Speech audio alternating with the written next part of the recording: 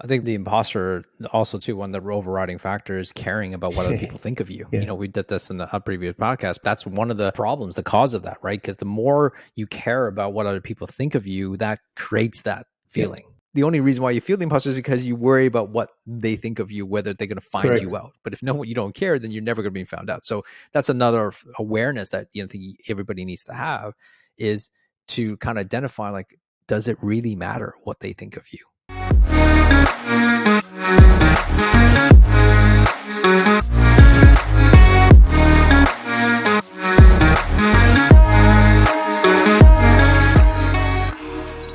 Welcome to Wabi Sabi. Today we have a pretty interesting topic, and I think it's a topic that everyone can identify with at some point in their life. It is the topic of being an imposter, wearing a mask, feeling insecure, fearing something, the feeling of just not belonging, or you're doing something or being someone that you feel, I don't know, like you're faking it somehow. And I don't know about you, Jim, like I'm sure you've heard this many times. I'm sure, it's repeated. I've said it, which is like, fake it till you make it. And to a point, I think that's important. We'll probably address that at some point in today's podcast. But let's start with the fact of, have you felt imposter syndrome, say, in the last 3 months? In the last 3 months, no. Not in the last 3 months. Okay. Certainly over my life, 100%. Mm-hmm.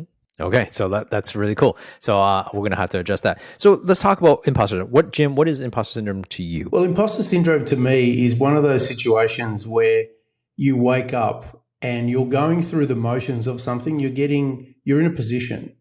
For example, you may have, I'll give you the context of the explanation I have, but you actually don't feel like you belong in that situation. You may have a title, you may have a position, but you feel like, hey, at any one moment, someone's going to work this out and work out that I'm actually not this right person, I'm not that good, and consequently everything will fall over. That to me is the practical essence of an imposter syndrome. Yeah, so my question is, why do most people feel this imposter syndrome? Like what? Like, I'm sure you've dealt with clients, I've dealt with clients, I felt it through my lifetime of being an imposter, several occasions. And why do we feel that? Like, what's the impetus of that creates that? Yeah, I think sometimes what I've seen, particularly working with clients, I know myself too, is that quite often the identity doesn't match up with the reality or the circumstances. So how you may perceive yourself may not match this current situation. So consequently, that's creating that incongruency or that disconnect between fact and fiction.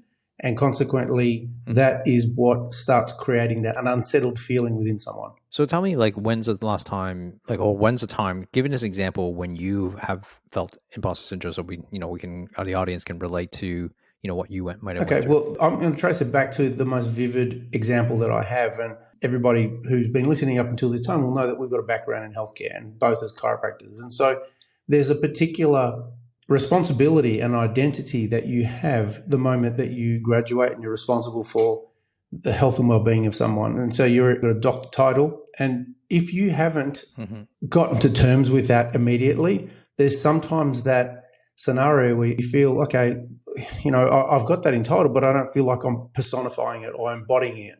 So to me, I think in the first couple of months of practice, particularly where I just hadn't transitioned, I hadn't had the identity upgrade into what being a doctor of chiropractic, being responsible for people was like. And that to me felt like an imposter. I had this recurring dream that I was going to have my first year anatomy lecturer call me up and say, actually, listen, we've just made a mistake. We've realized that you actually didn't go as well as we thought you did in first year. So consequently, you've got to come back.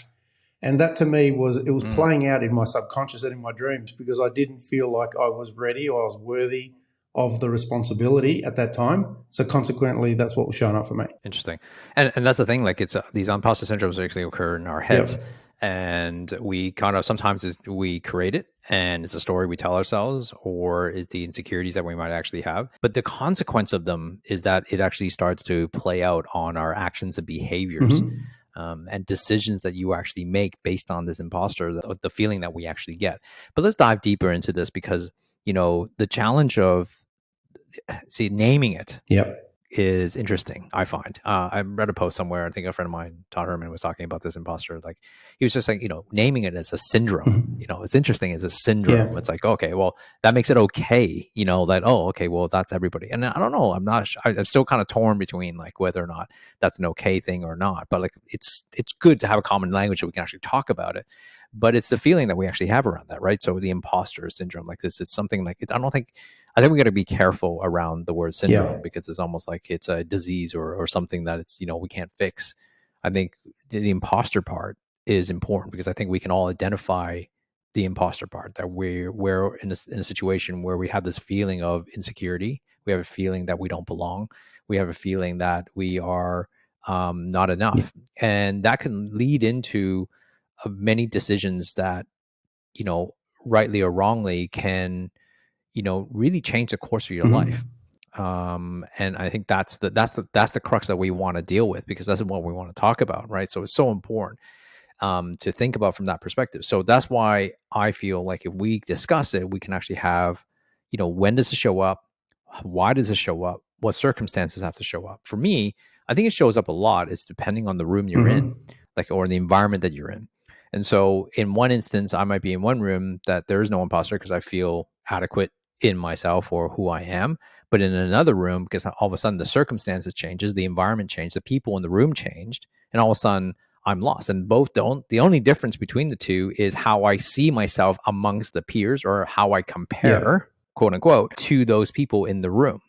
And so if I was in a class, let's say I was in a room with a bunch of students, right, who is younger than me, we'll call it chiropractic in the healthcare field, then, I would feel okay in that situation. However, if I was in a room with a bunch of chiropractors that are, that I know have been in practice for 10 or 20 years, more than I have, more experience than me, and they're lecturers and they have more knowledge, and they're medical doctor, like whatever, they have more experience and knowledge in a room of that has, information that I wouldn't have yet. Mhm. Then all of a sudden, like, those two situations, I'm still the same person. The only difference is my comparison, or what I think of myself compared to those people. So comparison, I think, is one of the most important things, well, one of the Yeah. key elements that creates this imposter feeling that most of us Yeah, have. and I remember reading some information about this a while ago, that it's something that more women experience than men.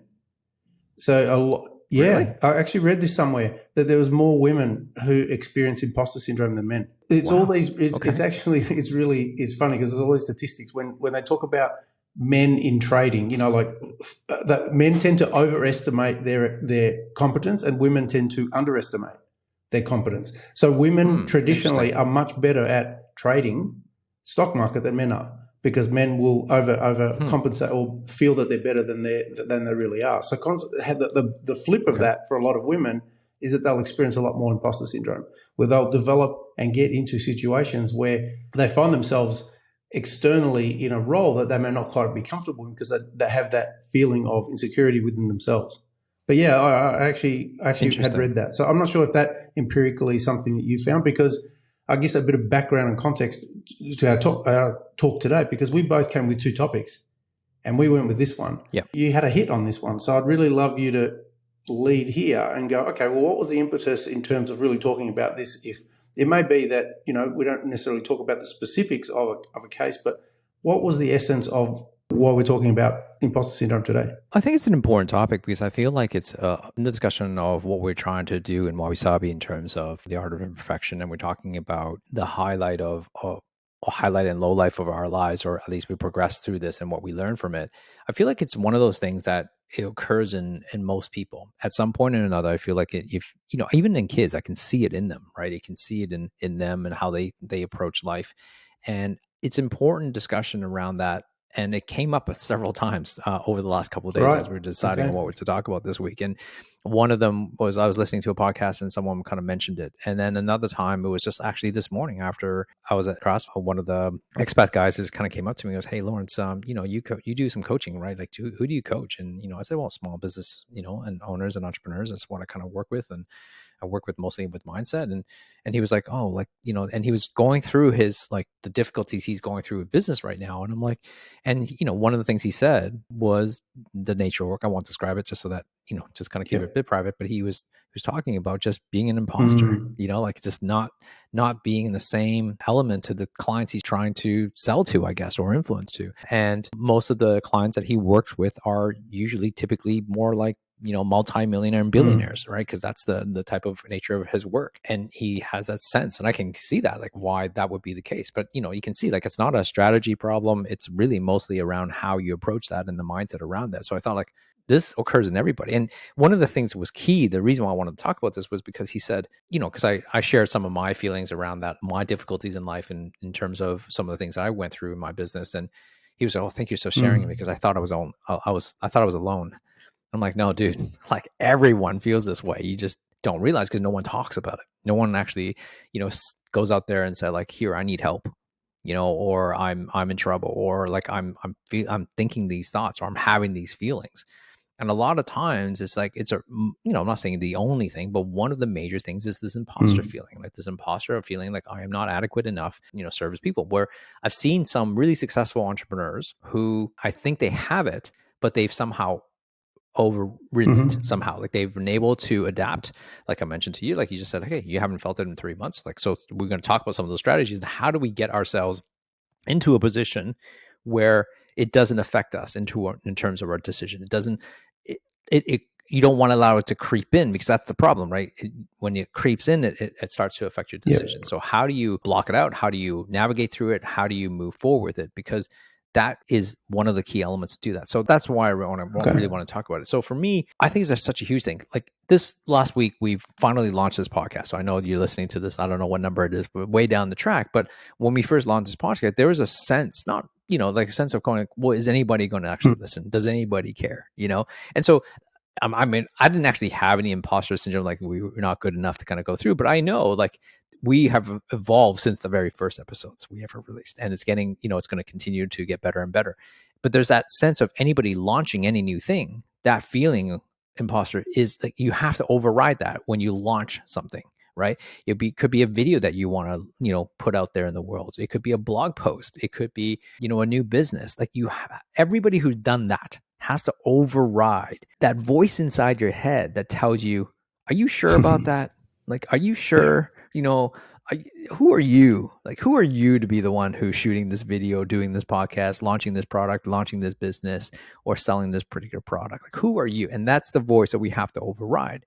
And I think that's part of the imposter, right? And I think it's a protection mechanism. Like, where does it come from? Well, I think it comes from, typically it's coming from the monkey brain, right? The monkey brain inside your body that says it's trying to protect you, right? To protect you, from every safety mechanism, to go, don't go there. Like, I'm trying to make you stay comfortable because I'm not trying to risk anything here, right? Where your human brain says, or what Jeff Spencer talks about is like the champion's brain, like that part of you is going to say, like, no, you are great, you are amazing, you have the ability, but it's that monkey brain that runs that programming. It hijacks it. And so that's the imposter, I think. Your thoughts on that? There's a strong correlation between perfectionism and imposter syndrome. It's great that the Wabi Sabi podcast is about the art of imperfection, because effectively the gateway or the freedom from imposter syndrome quite often is embracing imperfection. Because a lot of the times people will have a connection to perfectionism, and as a result of that, if they're not perfect, or they're not perfect in that role, or in their mind's perception they're not perfect, they're consequently going, I don't belong here, I don't deserve this, and it cascades that whole imposter syndrome playing out in that purpose. So you're kind of going down the rabbit hole as a result of that. So a lot of the strategies that are around freeing up the imposter syndrome is about embracing the imperfection and being comfortable with excellence as opposed to perfectionism. Because fundamentally, perfectionists, it's a rigid model, and it's not a sustainable model, because you're either perfect or you're not. Whereas someone who embraces excellence says, you know what, I showed up, I did the best I could. I took the whack, I took the feedback, I got better. Same thing with our podcast. We knew from the outset we had recording issues, and I was always comfortable with just starting the process, because, and I think you shared that recently, Laurence, I think it must have been the last couple of days, which was exactly what I was thinking. You know, the 10-10-80 rule. I'll let you share it because you put a post about it. But to me, I'm okay taking that first step. And I don't care what pushback I get, because in my mind, the biggest resistance is that first step. And so to me, if I take that first step, no matter how scary, that 7 seconds of courage that we all have to embrace, that to me is the catalyst that gets momentum going, that moves me, and I'm good to go. But if I stay stuck in the rigidity of, is it perfect or not, then the narrative, the monkey brain, the story, all those kind of things just feed in, and suddenly you're then going, who am I to? So everything you outlined is the pathway. So do you want to just share that 10-10-80? Because I think that's really helpful and important for people to understand this, which will make great context in this. Yeah, I think the main lesson that I want to make sure I kind of put some words to the wisdom that you just shared around that, is that one of the ways you fought through imperfection or the imposter is actually through action, and focusing on the action rather than the feeling of the hindrance in your brain. And so override the monkey brain is that you just take control instead of let the monkey take control of yourself. And there's a great saying, and I really wish I can give credit to who said that, but I don't know who said it, but I've heard it so many times and I use it a lot, which is implement faster than your disbelief. When you can implement faster than your disbelief that allows you to, which is the monkey brain, then you're going to override that more times than not. And so I think that's really important. That's the key lesson that I think that everybody needs to hear. So going back to the 10-10-80 rule, the 10-10-80 rules, I was listening to that. Again, I can't really give the credit to who the person said it, and I wish I did, because that video was done probably about 2 months ago.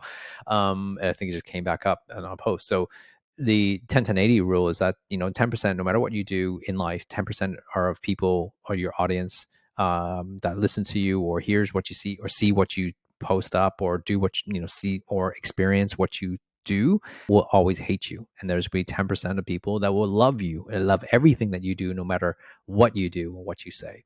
And then there's the 80%. The other 80% of people are just sort of in the middle. Like they're just sort of like dependent on whether or not what you do in any given moment or behavior or product or service that you're promoting or what you're doing is aligned with their values. And they're going to judge based on that. The key element is that the 10% of people who love you will always love you no matter what you do. And we have seen that in society where, whatever singer, we have those, let's say we'll talk about maybe an actor or an actress or maybe like a band. No matter what, like we'll say, Jim, I know you like Taylor Swift, for example. Every time Taylor Swift comes on, you're going to love whatever song she puts out, like no matter what, right? So, I know you're a Swiftie by heart. And every album. So you're going to buy every album, buy every song that she puts out. And so therefore it's you're going to love it, no matter, even if it's a terrible song. But then there's always going to be the haters, right? We always have haters. There's going to be people who comment, and no matter what you do, they're going to hate you. And we see that a lot in society as well. We see that in, especially polarizing people, like, whether, anytime, say, Elon Musk posts something, no matter what good or good in the world he might be doing, there's always going to be a hater to hate everything that he says. Could be maybe a sportscaster or maybe an actor, whatever movie they put. Like, I always hate, Keanu Reeves movies or whatever. Like, someone will say something like that. And then, so those haters and lovers aren't really deciders on your life, because they're going to love or hate you no matter what. And so really they shouldn't really dictate, how you should behave. And what you're talking about is taking action on things and putting stuff out there, and let your action and the impact of the actions you take let the 80% decide. Let the majority decide on how that happens. So that's what you're talking about. Along that essence, and fundamentally, they're the people who will warm to you if you're adding value. So if you're in a role where people may have a preconceived idea of what it is that you do, what service you have, et cetera, you're then, it's the outcome and the results and the value you're bringing to people's life and world that will then determine whether they're going to be interested in what you're saying. So going back to what you're saying, to me, I find that it's really important for me to just launch and get moving. Momentum is the quickest avenue for me to override any fear I fear. So consequently, I'm prepared to be lousy in that first step, because to me, so many brilliant people never get onto first base, I should say, because they're not prepared to be lousy. And that's what happens with perfectionists. And that's what happens ultimately with people stuck in imposter syndrome. So to me, I've rewired my Yeah. brain to go, it's okay, man. It's all good. Don't worry. Your first rep is never going to be your best one. As long as you take the feedback from that, when you load up and come back again, it's going to get better and better and better. So I've wired my brain up not to expect that the first iteration of anything that I do is going to be brilliant. It's going to be draft. And as a result of Yeah. that, Well, then allows me to move forward. Well, I think that takes a lot of experience for you to be able to do that. I'll say this out, to the public, which is like, I really appreciate it, being partnered with Jim here, because Jim has been the one who's been pushing on the side to like, let's get this going, let's move this along. And I'm like, yeah, man, there was this hesitation because I was just, long story with all the Airbnbs I've been in, all the moves, I was just like, wasn't there. And he's always been the one who's like, let's just get this going. Let's just record. And, I appreciate that. And I think there's a lesson in there, which is surround yourself with people who, sometimes believe in you more than you believe in yourself. Right. And I think that's so important. And that's why in partnerships, I think that's really where the partnership really shines, where you find people who can push you to find the boundaries where you're uncomfortable, and you do it anyways, because it's a lot easier for me to be accountable to Jim than it is to be accountable to myself. If it was left to my own, do my own podcast, I would just be sitting here waiting. And 6 months later, I'm still kind of contemplating on whether I should or shouldn't. But having Jim and knowing that I'm accountable to someone else, it makes it a lot easier and better because now I'm not on myself. Because I can always let myself down, but to let Jim down, I don't want to do that. And so therefore there's like that push, and that's where partnerships lift each other when, the other person may not be ready, and then vice versa will happen. And so I think that's where so in business, I think that's the same thing. Like, you got to put yourself in a situation where you're either surrounded by coaches or business partners or friends and family to support you, and find that support when you're feeling the feelings that you have, because you can't control the imposter. You can't control the feelings because they're going to happen. But what do you do with that feeling, right? That's the important element here of decision making. Thank you, Laurence. I really appreciate that. And in full transparency too, like, that's a strength that I have in getting started. I can go from getting started to endpoint. I can visualize it. I can see it very quickly. Where I get unstuck is in the middle. That's the part that I get things derailed because I haven't built systems and haven't thought about the methodology. So for me, it's essential. And we've got a team that helps us with all these things, because we could have recorded 85 podcasts. I wouldn't have known what to do with them, because that to me, that's, like the complementary parts of that basically support each other in that process. But to me, my biggest obstacle has always been, holy smoke, this went faster than I thought it was going to go. What do we do now? And I haven't thought about, so I've sometimes confused activity and progress, right? And it's true. So that to me is an important component. But like I said, that's a strategy that I've had, was like, if I'm moving, I'll work it out. That's probably, movement stimulates my brain, and I kind of think of it along the way. But sometimes I don't know what I don't know, which is someone who has systems thinking that can actually look at this and go, hey, here's the raw element of what you're doing. Like, even with the work that Bettina and I do, I quite often come up with the concept and idea, and she will dress it up and form. I go, wow, that's amazing. How did you do that? She goes, it's actually everything that you said, but I've just packaged it in a way that was palatable, that we could scale it, we could do that. And I went, I had no idea. If you'd relied on me to do that, it wouldn't have gotten done.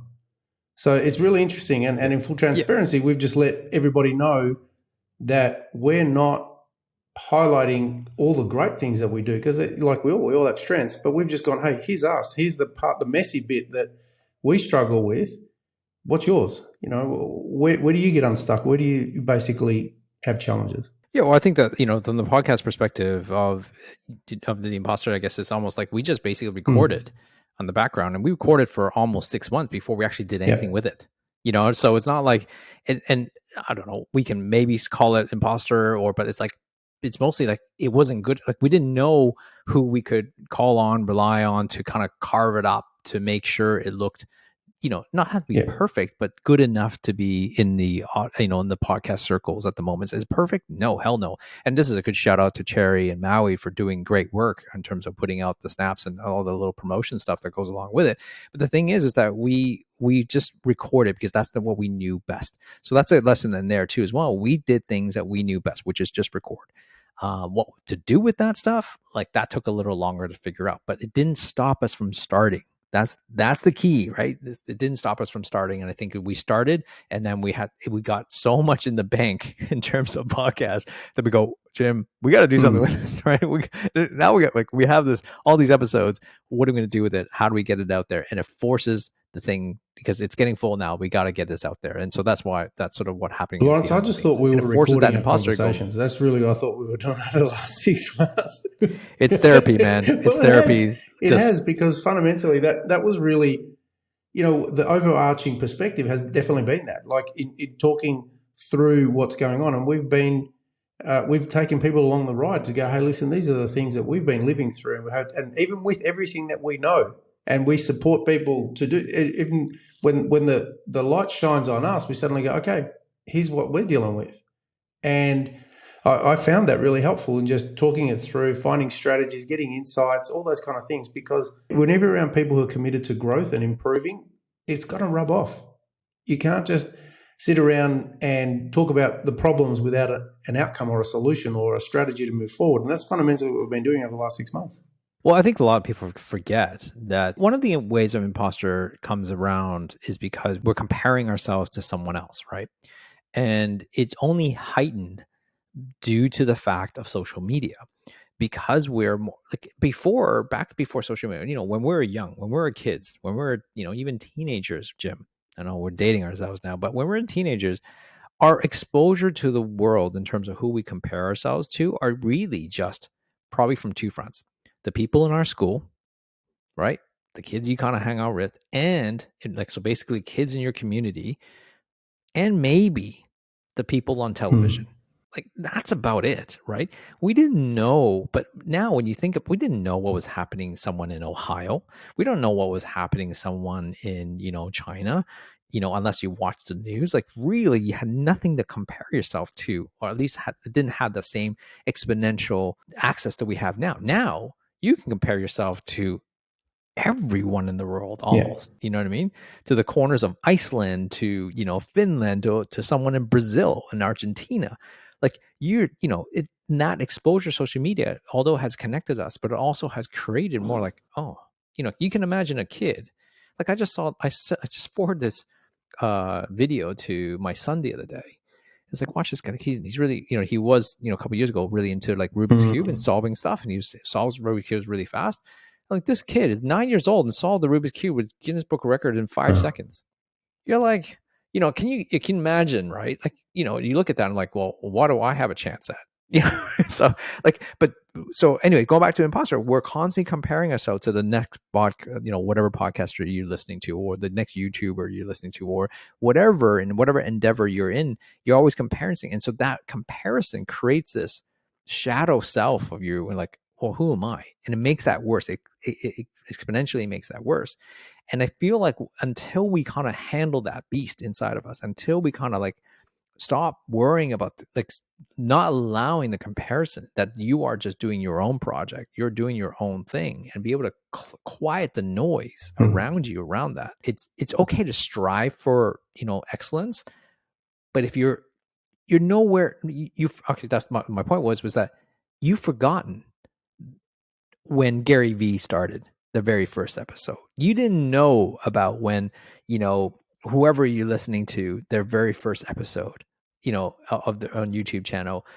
And they don't talk about that, but it's documented if you want to look for it. And so like when we get started, like this is a documentation that hopefully that you'll be able to see the progression in 5 years from now. You look back and go, yeah, Laurence and Jim was talking about this type of thing. And look how the crappy little background they had back then. Now they have this, I'm sure we'll have this beautiful studio on these beautiful mics and stuff, but that's the progression. We all have to start somewhere, and we don't have to have the perfect camera, mics, set up at the beginning. Getting started is the hardest part. But we're always looking for, I remember people used to ask me, I used to do my vlogs and video vlogs and stuff, goes, man, I remember the most common question I ask, gets asked of me is, what camera are you using? Right? It's like, As if the camera. Okay, because listen, I understand the camera made me look good, but it's not the camera, right? It's not like, don't lose sight of it. It's not the camera. It's, it's the work behind the Yeah. camera, the thought process, and it's, or like they might listen to the podcast like, oh, what mic are you using? It's not the Yeah. mic, right? Sure, that certain mics will sound better or whatever, but it's not the mic. It doesn't really matter. It's get good enough is good enough, and then obviously, can you king better? Of course. If I used a Joe Rogan mic, maybe, yeah, of course. Like maybe I will, but it would make it that much different? No. I think the work has to be in the process. The work has to be in what the work you got to put Yeah. into it, right? It's it's like when you go into jiu-jitsu, it's like, I'm not going to go and ask Jim, I'm like, hey, you're awesome. What kind of gi do you wear? Where did you buy that? Well, right? Because that's not going to make me a black belt. For a couple of reasons. I practice no gi, exclusively no gi. So number one, but there's a beautiful saying in martial arts that it's basically very relevant here, and that is a black belt is really just a white belt who never gave up, who just keeps showing up. And that's what it essentially is. It's not someone who suddenly has this skill set, because you have taken that's. And my old sensei used to say that it takes, especially in jiu-jitsu, effectively you're simulating life and death situations, because someone tapping is effectively saying, hey, you've got me now, I'm trapped. I potentially could get very seriously injured right now. But fundamentally, the tap keeps the simulation realistic, but it also says, hey, I could die here. So that's pretty much what we're doing. And what amazes me is my sensei always said that it takes 10,000 submissions to get to a black belt. And a lot of the times, the most humbling thing about jiu-jitsu for me is that you think that I need to submit someone 10,000 times, but a lot of the time it's the other way around. You have to get submitted 10,000 times before you get to that pathway. So when we flip it, that, anytime that, a lot of times I quite often get the feedback, hey man, there's a lot of humility in what you do. How is it that you do that? I'll go, let me tell you, come with me 4 or 5 times a week, watch my butt get kicked or pushed to it, and show me how you're not going to be humble. And so to me, it's a reality check that allows me not to fear showing up, because that, to me, if I'm showing up, I'm getting better, and I'm not worrying. And that's part of how I've been able to rewire it, Laurence, because for me, the journey, the battle, I very rarely get challenges outside of the mat harder than the ones that I get on there. So consequently, to me, it's a perfect ground for me to actually learn the traits that I need to persist everywhere else in life. Well, it's, the 10,000 hour rules, the 10,000 submission, like, the rule applies to everything in life, whether it be your video, like if we all know it, right? We all know it takes, we'll just call it 10,000. I know that's not necessarily accurate, but let's call it 10,000, right? But the thing is, we all know it, but the key element is, are you going to willing to take the first 1 hour? Like, are you willing to put in the first hour? Because what are we waiting for? This is like the same thing when it goes to like even investing, like, oh, I know I need to invest, but I need to learn everything before I start investing. Well, sometimes you learn when you're actually investing. Like, you still got to put in the hours. Like, why not start? Like the videos, for example, you might look at someone like, oh, they're great on video, or they're great on doing a podcast. He goes, yeah, because they put in the hours. You're not going to be that good at the beginning. Like, your first few videos are going to be pretty shitty. Like, just admit it. It's just, it's okay, but you might as well. I always tell people, like, you rather do your crappy videos at the beginning when no one's watching than, when you have like 10,000 people watching and all of a sudden you do this video. Like, you don't want to learn in that environment, because that could be crippling, so you got to put in the hours. You got to start somewhere. You might as well start. And so many times I always had an example. There was a kid that I played cricket with very early on. Probably I must have been 8, 9, 10. And this kid was the best decked out kid in equipment you could ever imagine. And he couldn't play a shot to save his life. And so, but he looked the part. And to me, that's always the analogy of someone who wants to make sure everything is perfect before they launch or do anything. I've got to have the right mic. I've got to have the right lighting. I've got to make sure the temperature in the room is exactly perfect. And it's like, I'll rearrange everything on my table. That's a procrastination measure, because fundamentally there's a fear. And to me, it's acknowledging that we all feel them, we all experience them. And like I said to you, my strategy is just dive in, dive in head first and lean into the fear and consequently you overcome that fear. And already you suddenly gone 3, 4, 5, 10 episodes. You're like, oh my gosh, how did I get here? Okay, I might as well keep going. And consequently, that's the mechanism to clear a lot of that.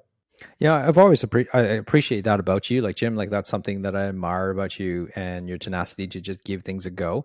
And it's cool because it rubs off, right? By hanging out with you and just talking to you every single week, it's like it definitely just rubs off, and you can kind of see that energy. And obviously you learned that through somewhere. And I'll give you an example where imposter can really derail, you. There's this one situation I remember. This going back maybe 6, 7 years ago, where I was invited to be part of a group, just entrepreneurial group. And to be honest with you, I have no idea why I was invited because only about 120 people get invited. And then the following year they only invite 50% of them. Okay, re-invite again. I've been in this group for 4 or 5 years, and the very first time when I showed up, I was like looking around and you meeting these people there.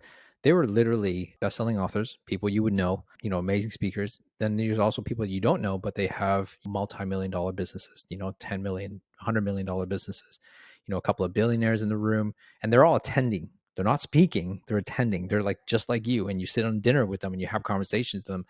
And I was out of my depth, man. Like I was like, what the hell am I doing here? Like honestly, I don't know what they saw in me. But I'm here. I got invited, and it's like, and I'm experiencing 3 days with these people. But I was scared. I was not scared, but I felt I'm going back to the hotel room every day. I was just thinking, what am I doing? What am I doing here? Like I'm just so out of my depth. And what was really interesting over the years, and I call some of these one of my closest friends in the world over these years, and this group is amazing. And one of the key elements that keeps on coming up, like after years, is that every single one of them that I known did exactly the same thing. They all went into their rooms thinking, what am I doing here? Every single one of them going, I shouldn't be here. I don't know what's going on. And they almost have to muster the energy to kind of go back to the room, like back into the group. They have to like collect themselves in the hotel room, slash water in their face and go, okay, I got to find that energy to go back and engage back into that situation. And when you start hearing the stories, I'm like, oh my God, I'm not alone in this. And that everybody feels that way.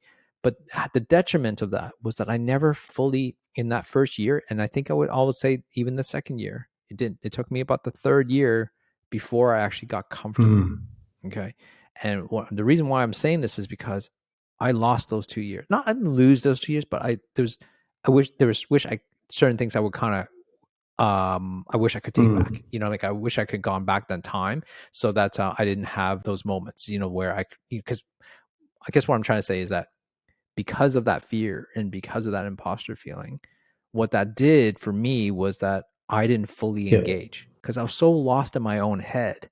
I was so lost into what I was thinking of, like how I appeared to people and what they were thinking about me. I didn't actually engage in a way that to just not care about that, but to actually just engage and find out about these people. Because when you really kind of dig in, they're normal people. They're just people just like me. They have fears. They have, maybe in different scales, but they're a human being. We're not here to talk about business. We're here to talk about engage in connection and relationships. And that's what it comes down to. And that can be, but I lost those moments because I was so caught up in my own head. And I learned that, years later to figure that out, like, you got to learn to let go and just engage, because otherwise I wouldn't be here in the first place. Like, you kind of lose in that story in the loop somewhere where it's like, I was invited back. There must be something like that. Even if I don't see it, let's just go with it, and that's the attitude that you have that. And it's awesome to embrace that. That had to be an overcompensation, because the context for that and how I've gotten to that point is growing up as a kid who had nobody believing in him. I had to find it in myself. So consequently, I had to block out any resistance. I had to find within me a belief that over sort of compensated for the lack of support externally, because everywhere in my environment and world, I was told, what are you doing here? You don't belong here, et cetera, et cetera, et cetera.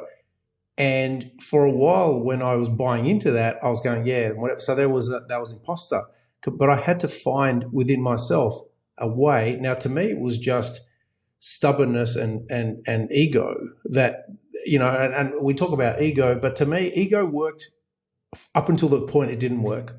But in those formative years for me, it was like, I'll show you. And I had to use that as a tool to raise my feeling and sense of worthiness to go, I actually belong here. I actually belong here. And I'm going to show you why. So that was the stubborn part of me that it worked in. And I got to a point though, and a really important part was doing some work with John DeMartini. I found really helpful when he said a couple of things. Number one is never look at anybody on a pedestal or in a pit. So fundamentally is if you can find within you a way of connecting with people at all levels of life, and that's going to help. And the other part as an exercise that I've done is called identifying the traits of the greats. And so if there's someone that you look up to and admire, there's a same quality that there's an undeveloped or unloved aspect of that trait that you have in yourself. And because you see it in somebody else, you've also got it in yourself, but you haven't harnessed it. So the moment that I did that, I started doing all that work to go, I admire this about this person. Great. Where else do I experience it? I do it here, here, here. And so that helped me raise that level of belief in self over and above the external circumstances. So even if the external circumstances didn't support that at all, I just went, but there's been one time in your life where you've had that. And I hung on to that one for dear life. So that's been the pathway. It wasn't something that I had. I really had to work hard to develop that. Yeah, and also the other side of the pitfalls is if you're someone you really dislike or hate, exactly, there's also the shadow sides of what you dislike about yourself. So I think I want to complete that circle there too.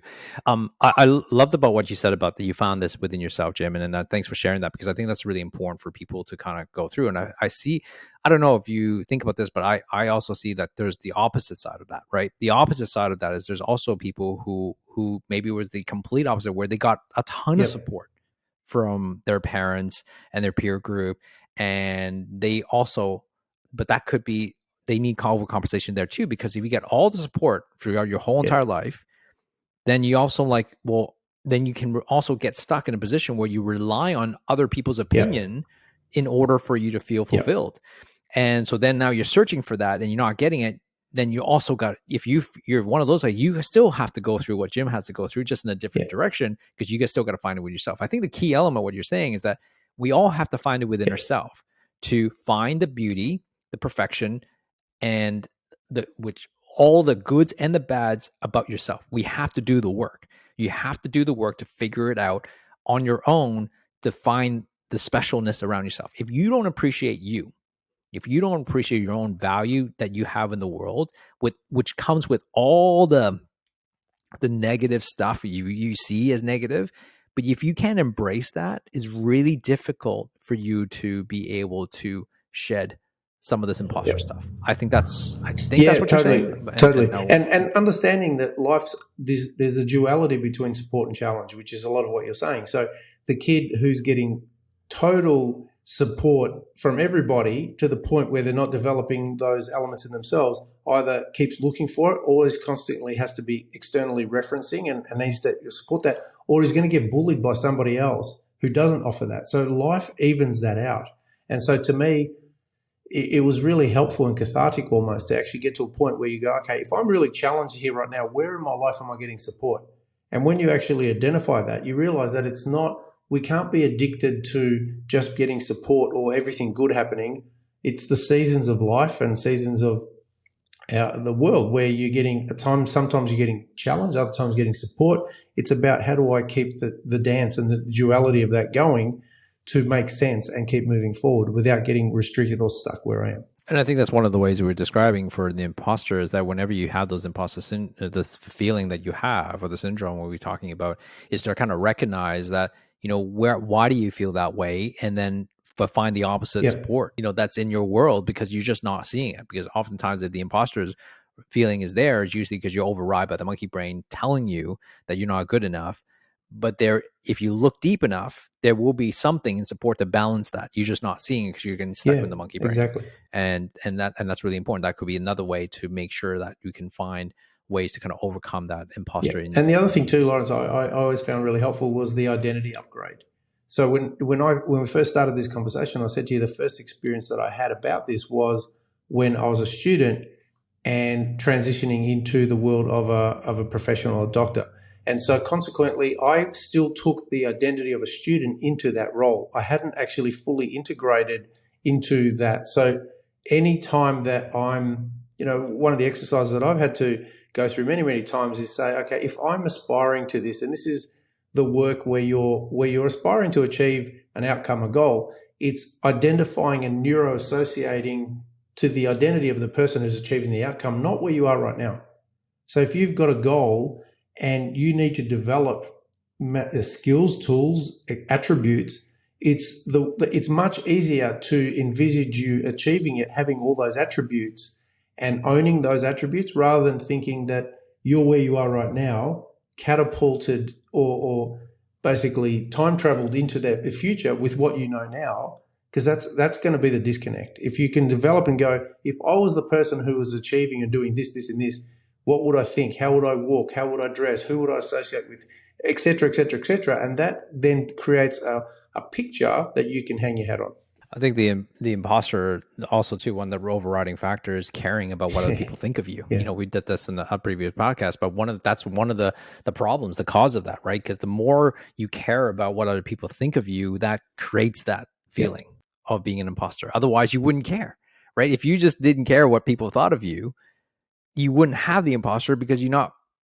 The only reason why you feel the imposter is because you worry about what they think of you, whether they're going to find Correct. you out. But if you don't care, then you're never going to be found out. So that's another awareness that I think everybody needs to have, is to kind of identify, like, does it really matter what they think? 10-10-80. And if you don't care, or you care less, 10-10-80, what you basically exactly. said. So if you're getting hung up on the 10%, that no matter what you do, no matter, like you said, there were people who we'll put out a podcast, Laurence, and we'll do the best we can. We know what our intention is. We know where we're coming from, so et cetera. But irrespective of that, there'll be a percentage of people who will hate on it for any reason. They might not like my hairstyle.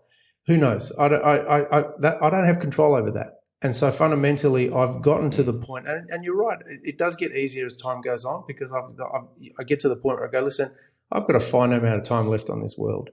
Am I going to worry about what you think about what I do and what I do, and I'm going to stop doing it because you're not going to like it? Or do I just get started because I actually like doing this? And who knows, somewhere along the line, someone might find value in it, et cetera, it might help. So that, to me, I've gotten better and better at letting go of that 10% who, no matter what I would do, would hate on it anyway. Well, Seth Godin always has a great saying, which I kind of stuck with me. Was I was like, no one becomes a better writer by reading their 1-star review. And that's like, it's so true. Like who like, you don't become a better writer just because you got someone gave you 1 star, like, oh, you're a terrible writer, you suck. Yeah. It's like, okay, now I'm better now, right? No one does that. And yeah, thank you very much. And so that's why it's reading comments and stuff. It's funny, we get caught up in these things, and you definitely get better at it over time. I remember, Karen gets really sensitive when someone writes a comment about something I've done, or, and there's not many people do that, but there are times when people kind of make certain comments, and she gets so riled up, and goes, doesn't that bother you? I'm like, at the beginning it did, definitely at the beginning of my journey, but now it bothers me less. It doesn't, I'll still admit it definitely affects me to a degree, but it doesn't affect me as much as it used to. And it is about just being comfortable with your own skin, because I'm like, that's not, like you said, that was not my intention. They read it wrong, and that's on them. That's not on me. Or if there's a better way for me to communicate that properly, then, I will make that correction. But I usually stand by, what I say, and people are going to disagree. You don't have to agree with everything I say or what we say in any podcast. We're just here to share our thoughts. And this is, if Seth Godin always talks about this too, is like, if it's not for you, it's not for you. I'm not trying to convince you to like it or to love it. It's like, we're talking to the people who actually are continuing to listen to us, who love this and want to share with others. Great. And that will be our tribe. And those are the people that will support us and love us based on what we're producing. And they will tell us otherwise when you disagree with something, which I love, because I think that's important in life.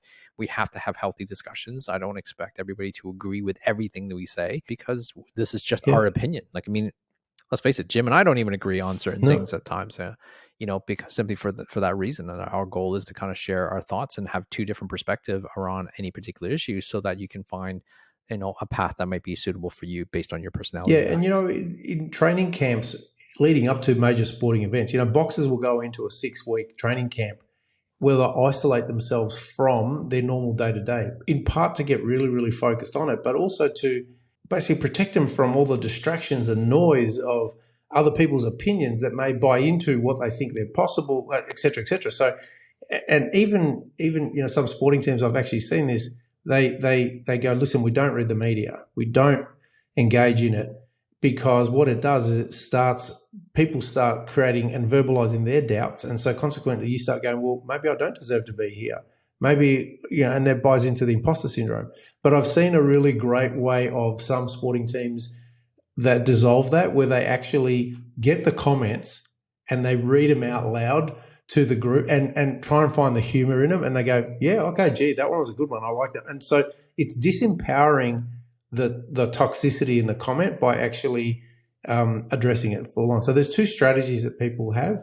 Number one, if you get a comment, you can find the humor in it and laugh it off and just go, okay, yeah, whatever. But also you can just basically immune yourself from it and stay away from that kind of an environment if you're in the incubation period of what you're doing, where you don't need to buy into other people's doubts, insecurities and opinions, because it will stop you from doing what you want to do. I think one of the most toxic things that opinion and voice that we need to manage is ourselves. Yeah. There's so much, problem sometimes with our own little voice inside our head that, if we're able to record some of those, what people say to themselves, I think people will be shocked. And the question I would ask people is like, would you say that to a 5-year-old kid? Would you say that to a 12-year-old kid? And, but yet you wouldn't say that to your own child, but yet you're saying it to yourself. And I think managing that voice, I think it's so important. It's, and it could be so toxic and so abusive in a way to yourself. And you're going to ask yourself, like, where does that come from?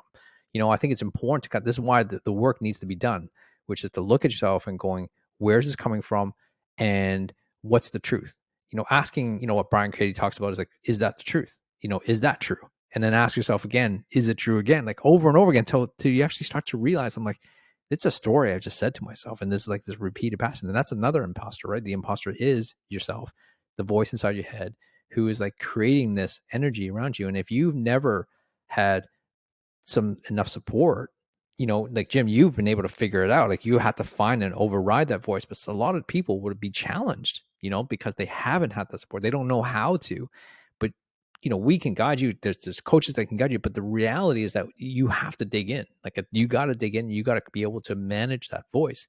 That voice is untamed. It's uncontrolled, but you can learn to not shut it down completely. That's not. I don't think that's the goal. It's more about lowering the strength it has on you, the grip it has on you. No different than what we're talking about other people. Is that those what you said about sports teams? It only affects you if you give it power, right? And this old saying, like this, it's not the snake bite that kills you, is the poison that runs in your body that kills you at the end. So that's the whole thing, that is the poison that we continually loop in our head, or whatever someone said to us, like that's the bite, right? Someone says something to you, that's the bite. But it's only if you give it more power and you react or behave accordingly as if it's true, that's the poison. And I think we got to do that for other people's voices just as much as our own internal voices. Laurence, I was going to finish off with just a scenario to basically say that any time that you are looking to do great things or try different things or redefine yourself or take on a new challenge, you're going to feel like you're an imposter. When you started going into playing paddle, there was a part of you that would have gone, what am I doing here? And that's going to happen. That was okay. That's still going. Okay, me too. So embrace that, accept that, and it's going to be. To me, it's like if you're trying to do great things, you're going to constantly be challenging yourself, and you're going to constantly be putting yourself in situations that you may not have been in before. And so you can't rely on, I've done this before, so I know exactly what to do. Because sometimes you just got to show up. Life's going to show up, and you go, I don't know exactly what to do. But you know what? I'll back myself in this moment. I don't know. I'll figure it out. I'll work it out. And there's a difference between confidence and competence. And so I guess my finishing topic would be, expect that you're going to be in scenarios where you don't know it all. You're not sure. You may have gotten accelerated by virtue of what you've done in the past that's put you in an area that's going to challenge you. And it's a case of using what we talked about today to help you navigate those obstacles rather than starting sabotaging yourself by going, I don't deserve here, and then starting expressing behaviors that make people doubt that put you in the position in the first place because you're not exhibiting what they saw in you as well. So I think that the important part of anything is the personal growth that you do for yourself, which is what you're talking about, because unless you're doing that, you're going to get to scenarios where you're going to constantly keep bouncing up against them and you don't know what to do to get through. I think sports always a great analogy because it's like, when I was, just use paddle, for example, or, CrossFit or jiu-jitsu, any tennis or any game you're playing, when those times when you're just losing, it's not just like you're losing a point where you're just losing game after game. And when you're losing game after game, there's a part of you, and this is what I think the love, the beauty of the sport. It's like, it's a lot of mindset. It's a mindset game because you get to a point when you start to doubt yourself and you're just so defeated rather than just thinking it's just the next point. Game resets. It starts from 0-0. But if you allow the previous game to affect your next game, you're going to constantly, and just constantly lose. And it's like the ability of champions, what I've seen, the reason why they're champions is because of them letting go of the last game, letting go of the last point, because the last point doesn't matter into the next point. It only matters if you allow it to. And I think that's really important. Like, the next match or the next, thing, it's like, if you let it creep in and you can't reset, then that's the problem. And I've seen, in paddle, we play with partners all the time and you can see it. And it's really like, we could be down 40 love. And I always say to them at 40 love, it's like just one point at a time. Let's just get the next point. Don't worry about trying to win the game because we have to win 3 points, to tie, to get deuced, and then so on. It's like, let's not worry about that. Let's just win the next point. Like, just focus on 1 point, and then it'll be like, and then it becomes 40, 15. It's like, okay. I go, that's 1. Get next to 40. Like, that's 2. Like, I just focus on the next point because that's all we can control. We can't control what happened. We can control the next point and not worried about 2 points. I like that. And I think it's like, in sports, always like one game at a time, in the playoffs. It's like, let's not worry about, getting to the Super Bowl or whatever. It's like, let's just win this game. And when within the game, let's win this quarter. And it's like one match at a time and one play at a time. And I think that's so important to kind of get that mindset. But it's very difficult. It's easy to say, but so difficult in the moment because you get caught up in the emotion and the ups and downs. And it's your ability to reset. Reset the pain when you're in CrossFit, reset the pain, in jiu-jitsu is also like reset the moment of that point you lost or just had to tap out or whatever. Like, it's ability to be able to reset and move on. That what you've done previously, learn from it and move on. I think that's how one of the other ways of not letting the imposter creep in. And so, guys, I hope this has been helpful, powerful enough to help you get through, because I know this is a challenge for everyone. It's definitely a challenge for me. I'm still working on mine. Jim, same thing. Like, he just, you can see he has different strategies than I do because, different values, different, what strength and he has. I hope that between the two of us, we have shared some tactics and strategies and things that you can implement right away to tame the imposter. Not to eliminate it, but to tame it and to be able to navigate so that you can become more successful in your life and have a happier life. So I hope you enjoy this Wabi Sabi podcast episode. If you feel like this is a great one, please share it with others. I think it's really important, one, to share, and see us on all channels, Spotify, Facebook, YouTube, iTunes, whatever, all the stuff that's out there. And we'll see you in the next episode.